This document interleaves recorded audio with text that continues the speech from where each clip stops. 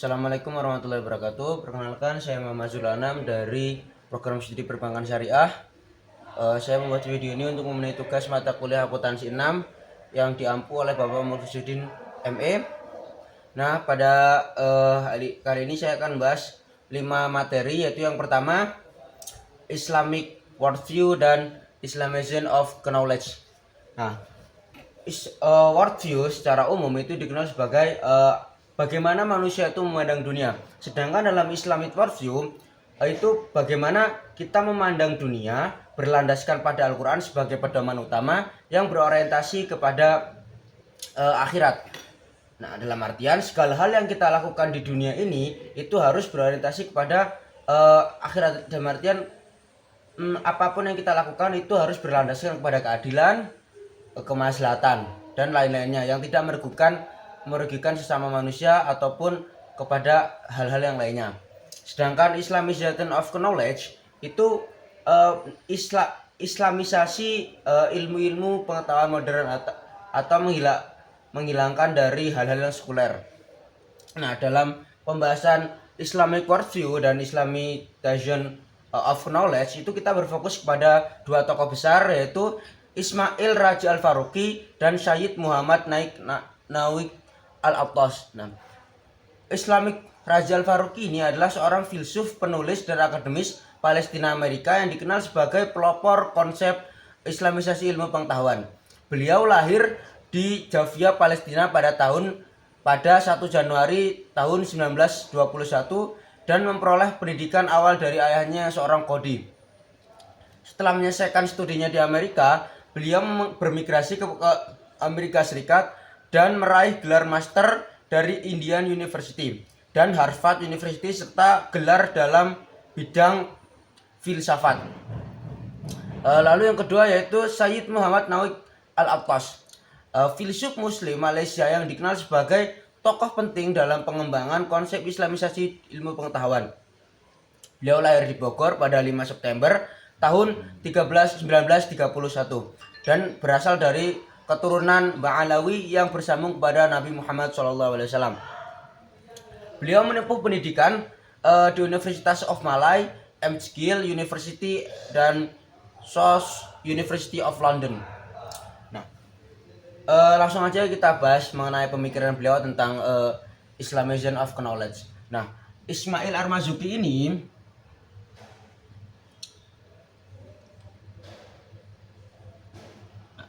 Ismail Al-Faruqi ini beliau itu fokus kepada dalam bidang Islamization of Nation itu beliau itu mengislamisasikan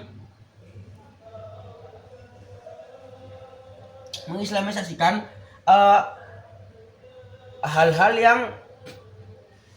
modern. Dalam artian beliau itu contohnya itu akuntansi kan di zaman sekarang itu berprinsip hanya kepada untungan atau bunga. Nah, oleh Imam Ismail Al-Faruqi ini dirubah menjadi dengan konsep bunga seperti itu. Intinya merubah suatu yang ada, diintegrasikan menjadi diislamisasikan seperti itu. Sedangkan kalau Syed Muhammad ini beliau itu ingin menghilangkan segala bentuk sekularisme. Dalam artian contoh akuntansi. Nah, beliau itu tidak mau mengadopsi pemikiran-pemikiran yang sudah ada dalam akuntansi atau konsep-konsepnya. Beliau ingin menghapus semua yang ada di akuntansi lalu membuat ulang dengan berlandaskan Al-Quran dan hadis. Bisa dipahami teman-teman. Intinya kalau Ismail Al-Faruqi ini mengislamisasikan dari tengah-tengah atau tidak memulai dari awal, sedangkan kalau Syed Muhammad Al-Attas itu beliau menghilangkan apa yang sudah ada karena itu bersifat sekularisme atau ya merugikan orang lain lah seperti itu, dan memulai membuat baru yang berlandaskan pada Al-Quran dan hadis.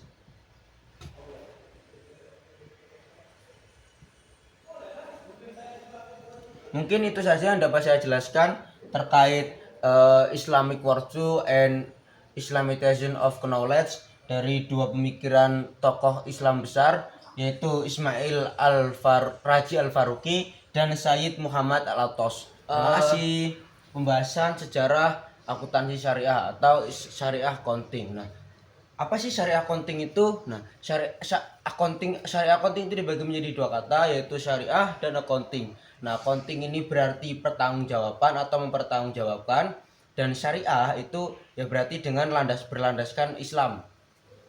Nah, sejarah Islamic accounting sendiri itu sudah dibagi menjadi beberapa periode, yaitu yang pertama pada masa Rasulullah, Khulafaur Rasyidin, dinasti Abbasiyah dan Umayyah dan Abbasiyah, lalu yang ketiga pada masa modern. Nah, sejarah atau awal mula akuntansi itu tertanam kuat dalam surah Al-Baqarah ayat 282 yang memerintahkan pencatatan transaksi utang piutang secara jelas, benar dan adil.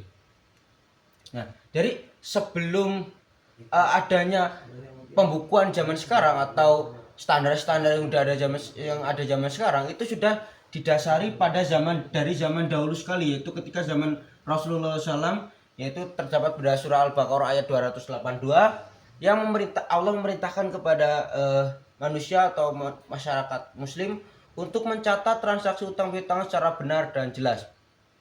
Nah, lalu pada masa Rasulullah ini penerapan administrasi keuangan sederhana itu sudah mulai tercipta, yaitu berupa pencatatan zakat, ghanimah, dan pendistribusiannya kepada kaum 8 asnaf itulah, orang-orang yang berhak mendapatkan zakat atau 8 golongan mendapatkan zakat itu. Nah, ghanimah sendiri itu adalah harta rampasan perang. Nah, lalu yang selanjutnya yaitu pada masa Khulafaur Rasyidin. Pada masa Khulafaur Rasyidin sendiri itu sudah dibentuk lembaga keuangan, yaitu Baitul Mal. Nah, Baitul Mal ini sebuah lembaga untuk atau kas negara lah. Nah, di Baitul Mal ini sebagai tempat pengumpulan zakat dan pendistribusian zakat atau harta kepada masyarakat muslim. Nah, pada masa Khulafaur Rasyidin ini pendistribusiannya itu pendistribusian Baitul Mal itu bisa secara terorganisir. Nah, pada zaman ini juga ada namanya Diwan atau lembaga administrasi negara atau administrasi keuangan negara untuk mencatat pemasukan dan pengeluaran kas negara, termasuk penggajian pegawai negara, atau kalau sekarang ngebahasnya DPR lah atau dewan-dewan yang lainnya. Nah, Diwan ini menjadi dasar atau menjadi cikal bakal awal akuntansi negara. Nah, lalu selanjutnya yaitu dinasti Umayyah. Nah, pada masa dinasti Umayyah ini pendistribusian atau pengumpulan dana-dana perpajakan, kalau pada masa Umayyah ini, pada masa dinasti Umayyah dan Abbasiyah itu pemasukan negara atau pemasukan negara itu dari beberapa aspek perpajakan, itu dari satu perpajakan dari jizyah, kharaj dan zakat dan lain-lainnya, dan pengeluarannya itu ya untuk pembuatan, kalau pada zaman Umayyah itu untuk camp-camp militer untuk invasi ya, memperluas kekuasaan Islam di wilayah Islam. Nah, pada zaman ini juga khususnya di zaman pemerintahan dinasti Abbasiyah yang dipimpin oleh Khalifah Harun Ar-Rasyid, itu ada perumusan prinsip akuntansi Islam secara lebih sistematis oleh Abdullah bin Muhammad bin Hayyan Al-Mazarani. Nah, dari sini juga menjadi cikal bakal atau dasar akuntansi syariah. Lalu selanjutnya yaitu pada masa modern. Nah, pada masa modern ini atau masuk sekitar abad ke-20, itu lembaga-lembaga keuangan syariah itu sudah mulai masif atau sudah mulai banyak berdiri di seluruh penjuru dunia. Oleh karena itu berdirilah sebuah organisasi yang menyusun standar akuntansi dan standar auditing syariah, yaitu accounting and auditing organization for Islamic financial institutions atau AOIV yang didirikan oleh ISBD Islamic Bank. Pokoknya itulah didirikan pada tahun 1970-an.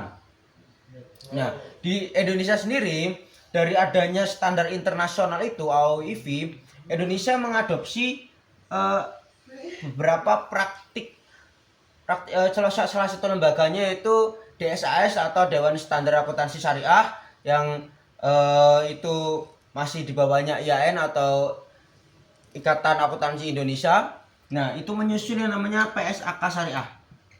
Nah, PSAK Syariah ini menjadi salah satu kitab suci para kaum akuntan yang ada di Indonesia, PSAK Syariah itu. Karena PSAK Syariah ini mencantumkan dasar-dasar hukum atau dasar-dasar atau landasan-landasan transaksi yang berlandaskan kepada Al-Quran dan Hadis. Contohnya kayak akad musyarakah, murabahah, mudharabah dan lain-lainnya itu semuanya sudah dijelaskan dalam PSAK Syariah yang menjadi kitab suci lembaga-lembaga syariah di Indonesia. Mungkin itu yang dapat saya jelaskan. Kita lanjut ke oke, selanjutnya kita akan membahas mengenai ayat dan hadis. Ayat dan hadis yang menjadi landasan akuntabilitas atau pertanggungjawaban dalam akuntansi syariah. Nah, akuntabilitas ini dalam akuntabilitas Islam sendiri ini sedikit berbeda dengan apa yang kita pahami pada akuntabilitas konvensional pada umumnya.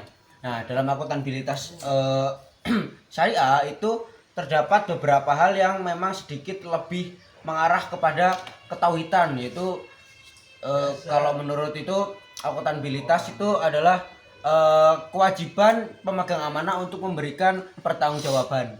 Kemudian seorang akuntan itu harus bisa memegang tanggung jawab yang telah diberikan kepadanya agar tidak merugikan orang lain, seperti itu. Nah, prinsip-prinsip akuntabilitas yaitu yang pertama ada kejujuran. Nah, kejujuran ini ada dijelaskan dalam surat Al-Mutaffifin ayat 1 sampai 3. Bismillahirrahmanirrahim. Ila akhirih. Nah, pada surat Al-Mutaffifin ini dijelaskan bahwasanya celakalah bagi orang-orang yang curang. Nah, pada awal katanya itu wail itu celaka yang sangat ditekankan, seperti itu. Jadi dalam Islam itu kejujuran itu menjadi poin yang sangat penting dalam sebuah transaksi atau sosial pada sesama muslim gitu. Lalu yang kedua yaitu amanah. Nah, amanah ini dalam surat An-Nisa ayat 82 itu ditekankan bahwasanya seorang muslim itu harus menanggung amanah yang tinggi, seperti itu. Jadi tidak boleh meremehkan ketika kita diberikan kepercayaan, kita harus memegang kepercayaan itu dengan sungguh-sungguh. Lalu yang selanjutnya yaitu keadilan. Nah, keadilan ini keadilan itu maksudnya itu kayak gimana ya? Kita itu harus adil dalam artian adil dalam timbangan dan lain-lainnya. Kita harus ya pokoknya adil lah. Terus selanjutnya itu transparansi dan pengungkapan. Nah, transparansi ini menjadi landasan yang paling penting ya dalam sebuah transaksi.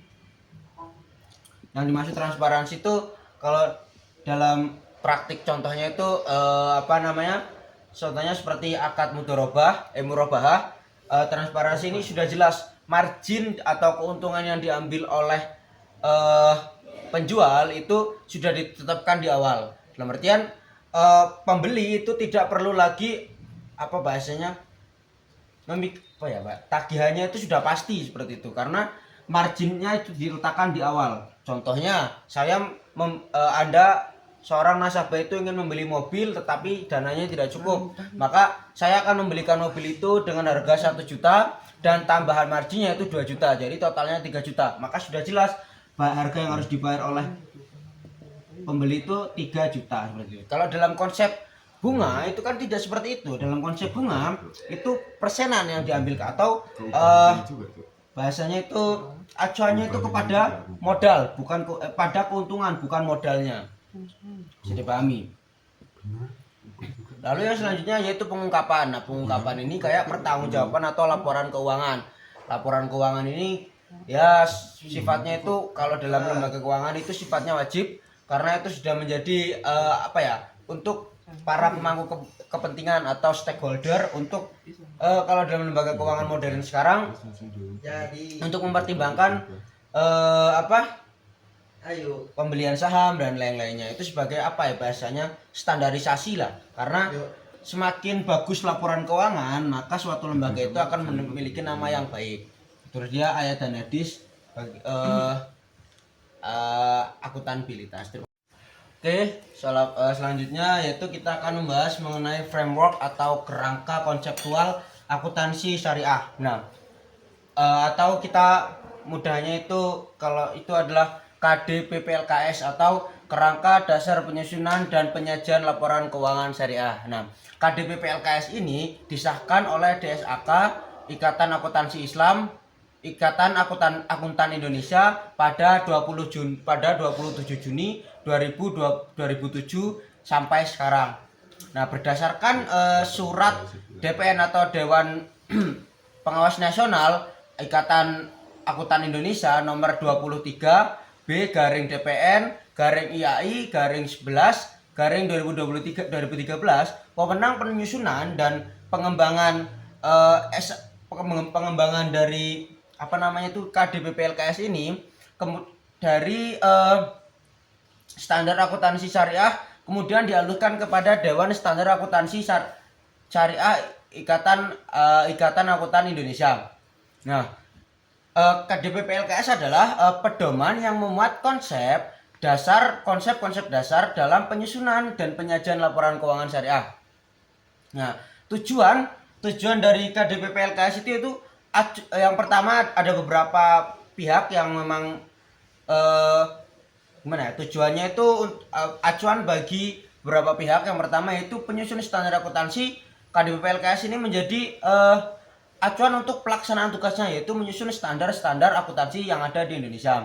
Lalu yang kedua sebagai penyusun laporan keuangan, yaitu menanggulangi masalah-masalah yang belum ada dalam yang belum diatur oleh standar akuntansi syariah. Contohnya kayak yang dari tadi kan Dewan Standar Akuntansi Syariah itu membuat penyusun itu mengalami masalah, tetapi masalah tersebut itu tidak termaktub atau tidak tercantum dalam standar akuntansi syariah, maka acuannya kembali lagi kepada KDPPLKS.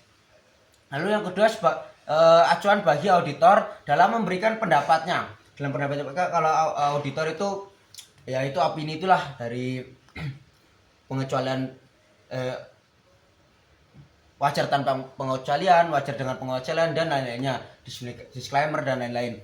Lalu yang kedua yaitu sebagai acuan bagi pengguna laporan keuangan, yaitu membantu menafsirkan informasi yang telah disajikan. Biasanya kan memang kalau dalam laporan keuangan itu pakai standar yang telah disusun oleh standar akuntansi. Namun ada beberapa pengguna laporan itu tidak paham, maka acuannya kembali lagi kepada KDPPLKS. Lalu ini adalah framework atau kerangka konseptual atau prinsip-prinsip akuntansi yang diterima oleh umum. Nah, di sini ada landasan. Nah, dalam penyusunan dalam akuntansi syariah, landasannya itu ada pada KDPPLKS, Fatwa DSN MUI, Al-Quran dan hadis. Nah, Al-Quran dan hadis sudah jelas ya, itu dari langsung Al-Quran itu wahyu dari yang diturunkan oleh Allah Subhanahu wa taala kepada Nabi Muhammad SAW, sedangkan al-hadis itu adalah segala perkataan, ucapan dan perbuatan serta sikap diam Nabi Muhammad SAW. Kalau KDPPLKS ya itu dah. Terus untuk landasan operasional atau landasan praktiknya, tingkat pertama seorang akuntan itu harus berlandaskan kepada PSAK Syariah yang disusun oleh Ikatan Akuntansi Syariah Indonesia dan PSAK umum yang sesuai dengan syariah. Nah, dalam artian kan PSAK itu ada yang beberapa memang tidak sesuai syariah atau yang kita anggap mengandung riba itu, tapi ada beberapa hal yang memang itu sesuai dengan syariah, maka itu diadopsi untuk landasan operasional. Lalu yang kedua atau tingkat kedua itu menggunakan SAK Syariah Internasional, yaitu acuannya kepada standar-standar akuntansi yang ada di negara-negara lain yang bisa aplikasikan di Indonesia itu sendiri. Lalu yang kedua peraturan dari pemerintah. Nah, jelas kita hidup di negara yang di bawah pemerintahan, maka kita harus mengikuti aturan-aturan yang diberikan oleh pemerintah. Lalu yang ketiga yaitu pedoman praktik. Nah, pedoman praktik ini bisa berupa, ya ini tadi kembali lagi kepada SAK Syariah ini pedoman praktiknya. Nah, paham? Terus yang tingkat ketiga yaitu praktik sesuai syariah. Pengawasannya itu praktik-praktik yang ada di perbank atau lembaga-lembaga keuangan syariah itu tidak boleh keluar atau keluar dari prinsip-prinsip syariah.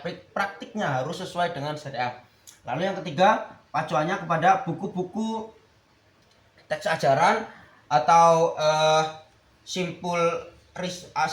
simpanan riset, terus pendapat para ahli itu juga bisa menjadi kerangka salah satu landasan operasional tingkat 3. Ini dia kerangka prinsip akuntansi yang berlaku di Indonesia. Bisa kita simpulkan bahwasanya seluruh operasional lembaga keuangan syariah yang ada di Indonesia itu harus mengikuti prinsip-prinsip yang ini tadi saya sudah jelaskan, yang memang ini sudah disesuaikan atau sudah disahkan secara nasional oleh DSAK IAI nasional. Oke, selanjutnya kita akan membahas tentang standar setting for Islamic accounting atau pengaturan standar dalam akuntansi syariah. Nah, standar setting sendiri itu adalah proses formal dan sistematis dalam merumuskan, menetapkan serta menerbitkan standar akuntansi yang berbasis prinsip syariah guna memastikan laporan keuangan syariah disusun secara transparan, akurat, dan sesuai dengan ketentuan fikih muamalah. Jadi standar setting itu adalah sebagai gimana bahasanya itu acuan atau standar yang digunakan oleh lembaga keuangan syariah supaya tidak melenceng dari prinsip-prinsip syariah itu sendiri, atau bisa dibilang tidak melenceng dari ajaran Al-Quran dan hadis.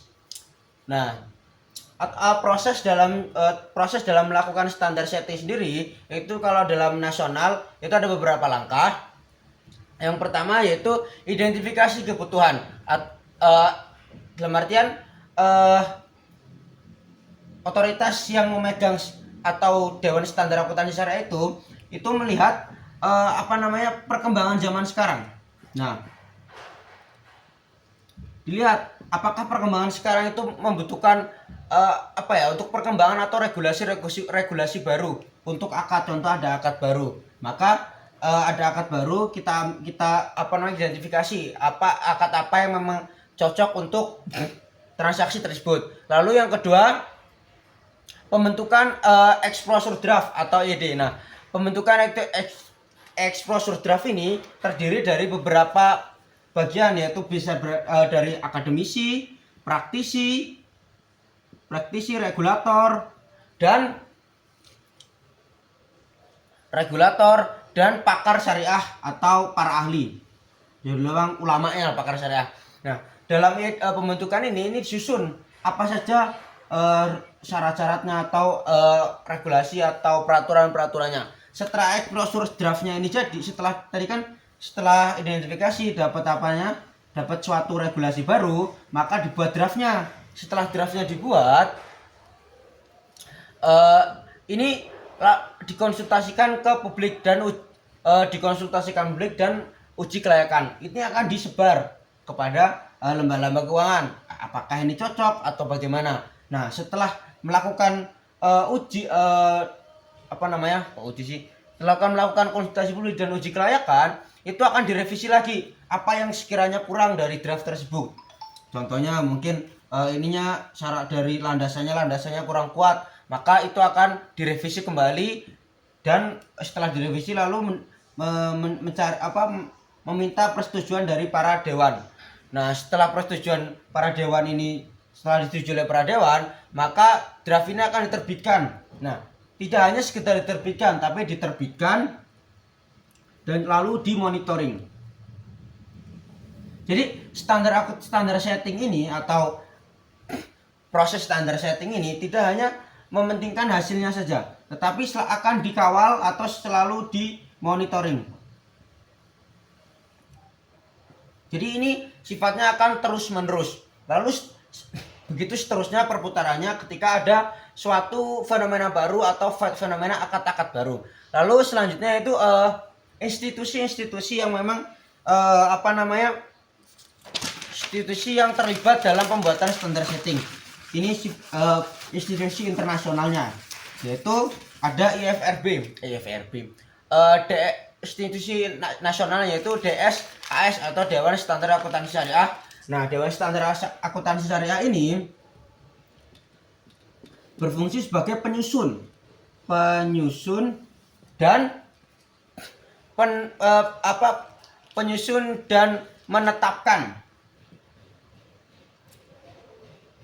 menetapkan standar setting yang baru. Lalu yang kedua, DSN MUI atau Dewan Standar Nasional Majelis Ulama Indonesia. Nah, DSN MUI ini berfungsi sebagai pemberi fatwa. Jadi ada fenomena akad baru, maka dicarikan fatwanya yang sesuai dengan itu. Lalu ada pemberi fatwa. Lalu ada OJK atau Otoritas Jasa Keuangan. Otoritas Jasa Keuangan ini sebagai regulator atau yang memberikan regulasi atau regulator dari produk-produk yang telah standar yang telah dikeluarkan oleh DSAN atau ya tadi yang dalam proses standar akuntansi standar setting. Lalu yang kedua selanjutnya itu BI. BI ini sebagai pengawas moneter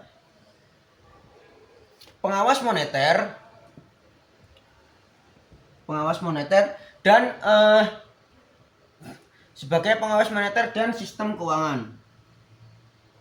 Nah, jadi BI ini melihat apakah akad baru ini akan mengganggu perputaran ekonomi di negara Indonesia atau tidak. Nah, ini kan dalam 3 instansi ini kan saling berhubungan seperti itu. Selanjutnya yaitu institusi internasional yang memang yang terlibat dalam pembuatan standar setting tapi tingkatnya internasional, yaitu yang pertama Islamic Financial Board atau IFB. Nah, IFB ini berfungsi sebagai pengatur dan pengawas industri keuangan syariah. Pengawas dan pengatur institusi syariah. Nah, ini tapi tingkatnya internasional. Jadi Indonesia itu masih beracun kepada lembaga-lembaga internasional lainnya. Lalu yang kedua yaitu International Islamic Financial Market atau IIFM. Nah, ini sebagai penyusun standar internasional khusus untuk pasar uang dan pasar modal syariah. IIFM. Khusus untuk standar pasar modal syariah. Nah, selanjutnya itu AAOIV. Accounting and Auditing Organization for Islamic Financial. Nah, jadi kalau AOIV ini sebagai referensi utama untuk penyusunan standar akuntansi dan standar auditing internasional. Nah, AOIV ini diikuti oleh beberapa negara, maka tingkatnya itu sudah internasional. Nah, itu dia beberapa mekanisme atau standar setting for accounting, Islamic accounting, mulai dari tahapannya dan institusi-institusi yang memang terlibat dalam pembuatan standar setting itu sendiri. Mungkin itu saja 5 materi yang dapat saya sampaikan. Kurang lebihnya saya mohon maaf. Wassalamualaikum warahmatullahi wabarakatuh. Waalaikumsalam warahmatullahi wabarakatuh.